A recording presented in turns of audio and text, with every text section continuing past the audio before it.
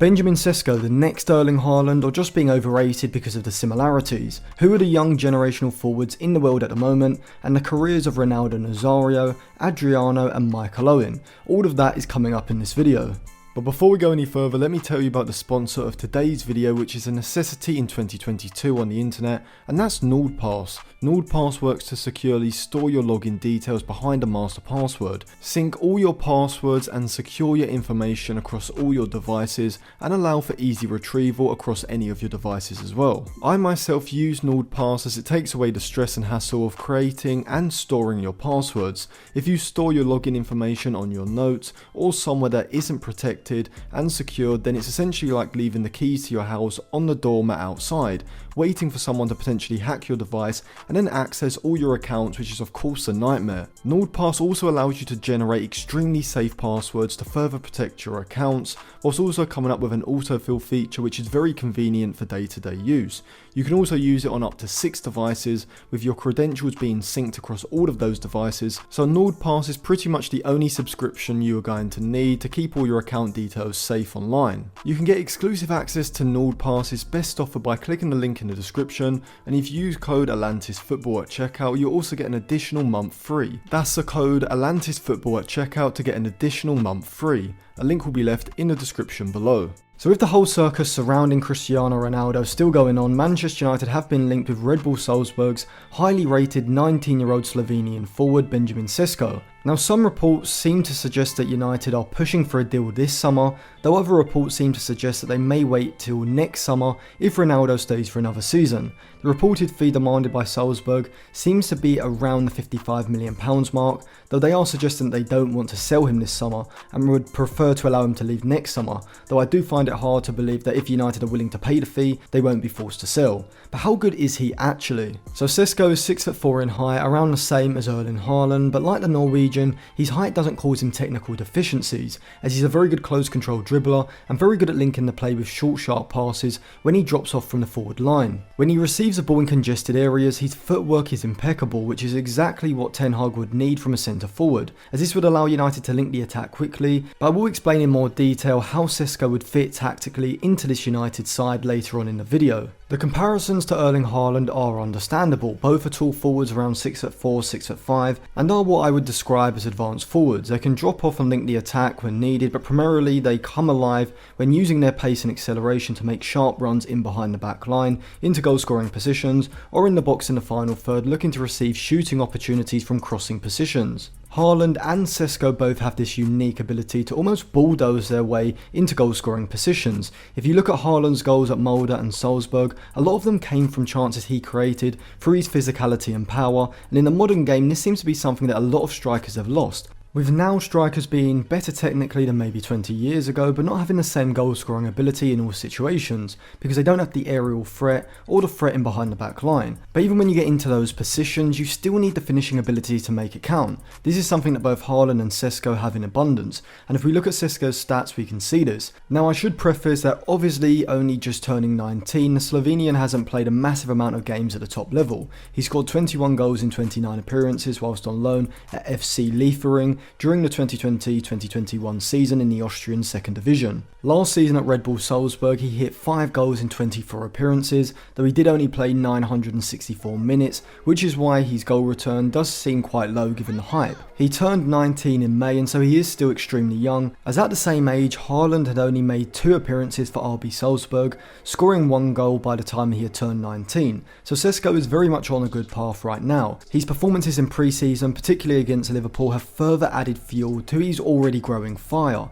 After watching him for a bit and analysing all parts of his game, I do think that Sesko has a potential to be a generational talent, following in the footsteps of Mbappe and Haaland. Now I'm not going to say that he's going to be as good as those two have become, as both are genuinely in a completely different category to every other young player, even exceeding what Messi and Ronaldo were doing in their late teens, early 20s. But Sesko, along with a handful of other strikers, have the potential, and keyword potential, to be that good, which is why the hype around him is so strong. But when talking about Sesko, it's only right to compare him to other potential generational strikers to see how good he actually is comparatively. So I'm going to be looking specifically at strikers under 21, and probably the standout name at the minute would have to be Hugo Ekitiko, who turned 20 in June and last season for 12th place Rem in Ligue 1 scored 10 goals in 24 games. Unfortunately for Manchester United, he completed a €35 million move to PSG, so he's not on the market, but he is a player who is more developed than Sesko, probably a level above him at the moment, and he's definitely a young talent to look out for. He's a forward who, like Mbappe, has the pace and dribbling ability of a winger, but the movement in behind and the finishing ability of a striker.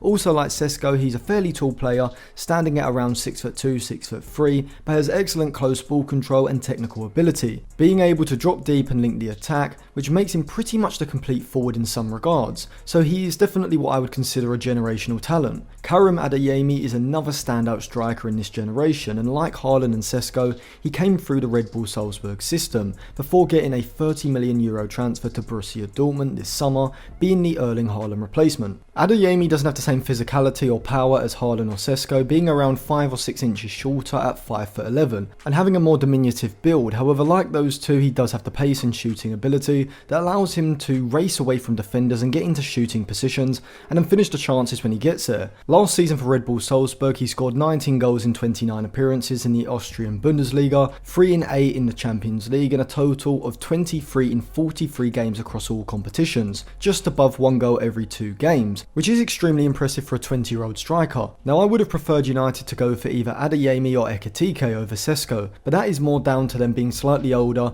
and therefore further along their development. Come next year, Sesko could have surpassed where those two are right now. But how would Sesko fit into Ten Hag's Manchester United side? Well, as I said in my video on the false 9 who could replace Ronaldo as Manchester United centre forward, which will be linked in the description below and in the eye above, Ten Hag could use a variety of different types of centre forwards, such as a false 9, a deep line forward, or an advanced forward. Sesko would fall into the advanced forward category, being a forward who, rather than primarily dropping deep to link the play, will instead hold a higher position and, like Erling Haaland, look to provide a threat in behind and hold a position in the box when the ball is in the final third. In this sense, even though he does have the ability to link the play, progress the ball and press out of possession, his main job is obviously to score goals. I think he will link well with Rashford, Sancho or Martial, whoever the wide attackers are, when on the counter, as Sesko can drop off when needed, receive the ball to feet and then bring others into play. So he certainly isn't a limited forward. But overall, I think Sesko fits very well into that front three. However, given his age, there is obviously the consistency issue which comes with any young player, but I think having Martial as an alternative option in the centre forward role gives United the perfect balance between having a young prospect who has the potential to develop rapidly into a world-class player, whilst also having a more experienced player who can perhaps be relied upon more throughout the course of the whole season. The obvious concern with signing Sesko for a fee as big as the one being reported is that a lot of the value is based on potential rather than past output, and we've seen players in the past, particularly strikers, show huge potential, or not even just potential but incredible output, but they can't sustain it in the long run. A player who I actually think draws a lot of comparisons with Sesko won and immediately showed his ability with an incredible free kick against Real Madrid in the Champions League. He was loaned out to Fiorentina, where he would score 6 in 15 games at the end of the Serie A season, and then half of his rights were sold to Parma that summer, where he would spend the next season and a half. He scored 15 goals in 28 Serie A games during the 02-03 season, and then during the first half of the 03-04 season he scored 8 in 9 appearances before returning to Inter Milan in January 2004 for €23.4 million. From here, Adriano would become the player we would remember. Like Sesko and Haaland, Adriano was a quick, physically dominant centre forward, but he did have a much more muscular build than those two. He drew a lot of comparisons to a young Ronaldo Nazario, who burst onto the scene in a similar way a decade before at PSV and Barcelona.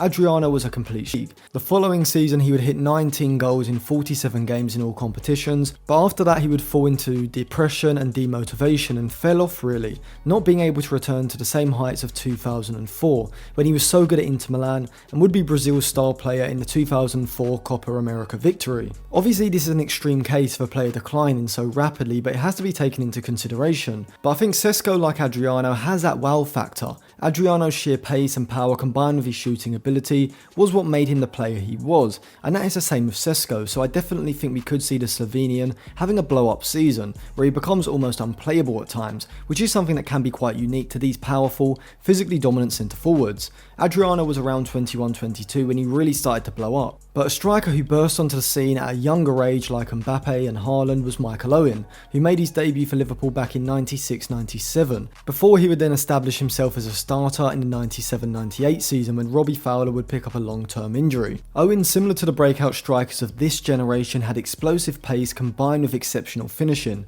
which allowed him to race away from defenders and finish from one-on-one positions. Owen scored 18 goals in the Premier League during the 97-98 season and the season after in 98-99 at the age of 18 and 19, and then would go on to win the Ballon d'Or in 2001 at the age of just 22. However, with Owen's body being built for speed, it seemed that just naturally he was destined to pick up more muscle injuries, and that would ultimately derail his career, meaning that he strangely would peak between the ages of 18 and 22, when most players find their peak between the ages of 27 and 31. Now, this isn't to say that Sesko will run hot during his younger years and burn out like Adriano and Owen, but it is a cautionary tale that potential is unrealised, and that paying such a huge fee for a young striker does come with its risks. There are other young developing strikers on the market at the moment that could be better options for United, certainly in this transfer window, mostly due to the price, so let's go through a few of them. So one long-term option could be Botafogo's 18-year-old Brazilian striker Matheus Nascimento. Nascimento is already showing glimpses of being a complete forward, being excellent at dropping off from the forward line, receiving the ball to feet with his back to goal, under pressure, and being able to swivel past defenders with his close ball control and link the attack, showing that he can be used effectively as a deep line forward. However, he does have the predatory instincts of a poacher in the box, seemingly being a step ahead of the defenders, being able to assertively manoeuvre himself into a position where he can receive a cross or a pass to create a shooting opportunity. He has the pace and power necessary to drive the ball down the line with it at his feet, and he is physically strong. Also, around the box, he's a great close control dribbler and has a knack of being able to create shooting opportunities for himself, which he is good at taking, being a good shooter around the box. He does of course need to refine all of these parts of his game to make it at the top level, but given that he only just turned 18 in March, he's definitely much further along the development line than a lot of other young centre forwards. He only has 1 year left on his contract, so should be attainable this summer for around £10 million, but he is being monitored by Real Madrid and Lyon, which is why I think it may be worthwhile for United to sign him this summer to get ahead of those two. From here, United can loan him out to maybe a mid to lower table side in the Portuguese Liga NOS,